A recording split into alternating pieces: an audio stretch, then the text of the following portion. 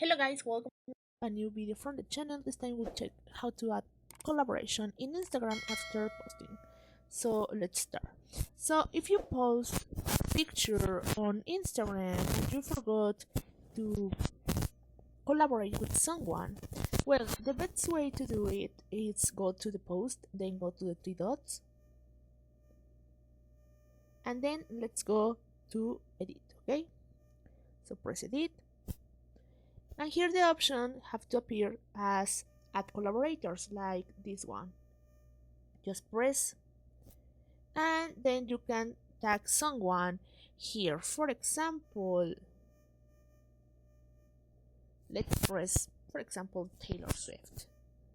Okay, just press this one and after you add, just click on done. Okay, and you check it says one collaborator. In this way, you don't have to delete your post on Instagram and people can collaborate with you without any problem. So just press this one. In case that this option didn't appear, you have to update your app on App Store or Play Store for having this done. Well guys, I hope it works for you. Thank you for watching this video. Remember to subscribe and give a like to this video.